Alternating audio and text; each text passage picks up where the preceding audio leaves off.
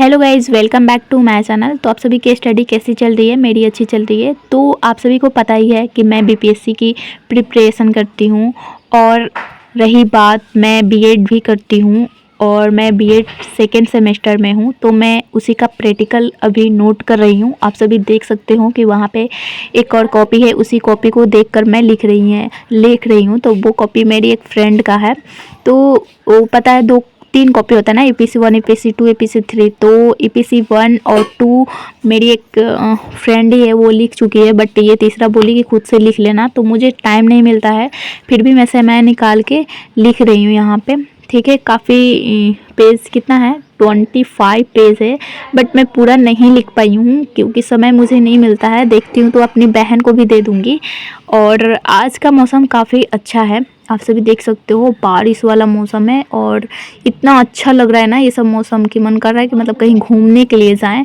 और देख सकते हो कैसा मौसम हो गया है, और बारिश तो होगा ही, ऐसा मौसम हो चुका है तो, है ना। तो स्टार्ट होना, तो यहाँ पे बारिश हो रही है, और बारिश कम से कम 5 मिनट तक लगातार हुई है। उतना नहीं हुई थी बारिश, ठीक है, जितना होना चाहिए, क्योंकि उतना ज़्यादा गीला भी नहीं हुआ था।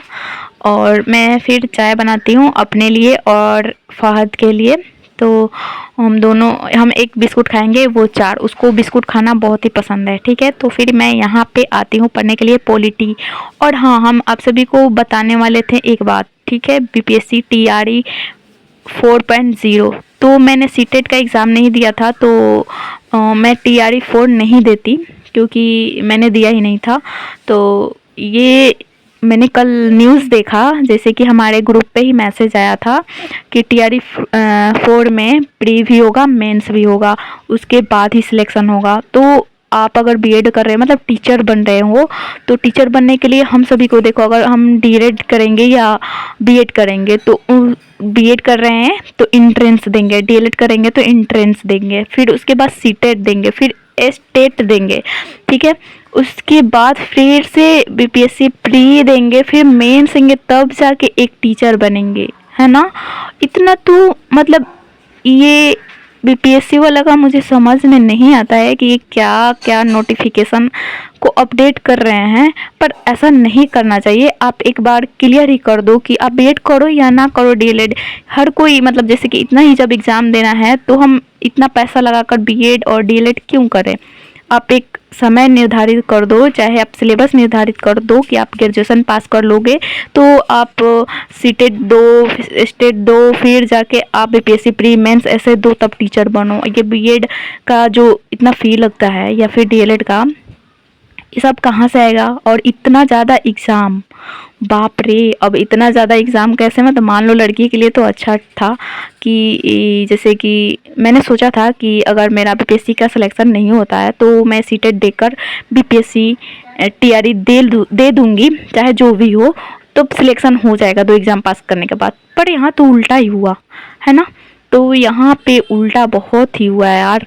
जब भी मैं कुछ काम करने जाती हूँ, अच्छा काम, जैसे कि मैंने सोचा कि मैं दे दूँगी 2 एग्ज़ाम, उसके बाद मैं टीचर बन जाऊँगी।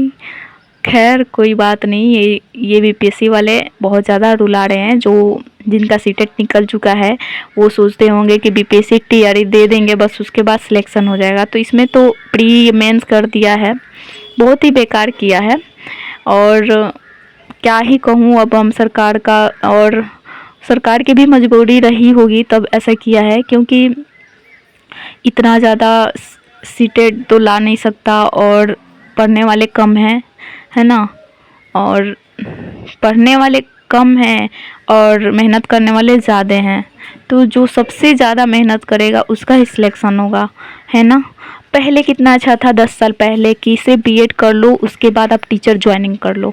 तो वैसे था तो बहुत सारे हमारे गाँव में टीचर आ जाते थे जिनको एक का भी पता नहीं था, है ना।